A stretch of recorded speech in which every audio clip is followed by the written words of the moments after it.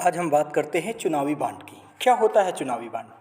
चुनावी बांड प्रणाली को वर्ष 2017 में एक वित्त विधेयक के माध्यम से पेश किया गया था और इसे वर्ष 2018 में लागू किया गया था।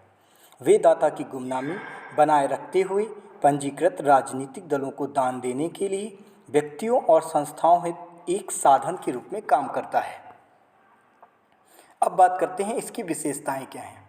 भारतीय स्टेट बैंक SBI 1,000 रुपये, 10,000 रुपये, 1 लाख, 10 लाख और 1 करोड़ रुपए मूल्य वर्ग में बांड जारी करता है। धारक की मांग पर देय और ब्याज मुक्त होता है। भारतीय नागरिकों या भारत में स्थापित संस्थाओं द्वारा क्रय योग्य, व्यक्तिगत रूप से या अन्य व्यक्तियों के साथ संयुक्त रूप से क्रय योग्य, जारी होने की तारीख से 15 दिनों के लिए वैध होता है। जारीकर्ता कौन है? भारतीय स्टेट बैंक SBI अधिकृत जारी करता है। चुनावी बांड नामित SBI शाखाओं के माध्यम से जारी किए जाते हैं। राजनीतिक दलों की पात्रता क्या है? केवल वे राजनीतिक दल जो लोक प्रतिनिधित्व अधिनियम 1951 की धारा 29A के तहत पंजीकृत हैं, जिन्होंने पिछले आम चुनाव में लोकसभा या विधानसभा के लिए डाले गए वोटों में से कम 1% वोट हासिल किए हों, वे ही चुनावी बांड हासिल करने के पात्र होते हैं। अब बात करते हैं क्रय या नकदीकरण की। चुनावी बांड डिजिटल या चेक के माध्यम से क्रय किए जा सकते हैं, जबकि नकदीकरण केवल राजनीतिक दल के अधिकृत बैंक के खाते के माध्यम से होता है।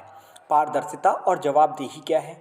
दलों को भारतीय निर्वाचन आयोग ECI के साथ अपने बैंक खाते का खुलासा करना होगा। पारदर्शिता सुनिश्चित करने हेतु दान बैंकिंग चैनलों के माध्यम से किया जाना है। राजनीतिक दल प्राप्त धनराशि के उपयोग के बारे में बताने के लिए बाध्य है।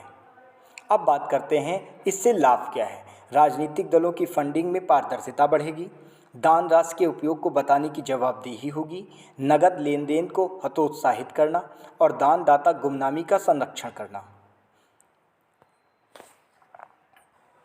अब बात करते हैं क्रोनी कैपिटलिज्म क्या होता है। चुनावी बांड योजना राजनीतिक चंदे पर पहले से मौजूद सभी सीमाओं को हटा देती है और प्रभावी रूप से अच्छे संसाधन वाले निगमों को चुनावों के लिए धन देने की अनुमति देती है, जिससे क्रोनी कैपिटलिज्म का मार्ग प्रशस्त होता है। अब बात करते हैं कि क्रोनी कैपिटलिज्म होता क्या है। यह एक आर्थिक प्रणाली है जो व्यापारिक नेताओं और सरकारी अधिकारियों के बीच घनिष्ठ पारस्परिक रूप से लाभप्रद संबंधों की विशेषता है। चुनावी बांड भारत में राजनीतिक दलों को फंडिंग का एक तरीका था। अज्ञात चुनावी बांड की योजना केंद्रीय बजट 2017-18 के दौरान वित्त विधेयक 2017 में पेश की गई थी, लेकिन हाल ही में 15 फरवरी 2024 को सुप्रीम कोर्ट ने इसे असंवैधानिक करार दिया है। अब बात कर लेते हैं वित्त विधेयक की, फाइनेंस बिल की। ऐसे सभी विधेयक जिनका संबंध वित्तीय मामलों से होता है वो वित्त विधेयक कहलाते हैं। इस विधेयक को राष्ट्रपति की सहमति के बाद लोकसभा में पेश किया जाता है। इससे राज्यसभा को भी पर्याप्त शक्ति प्राप्त होती है।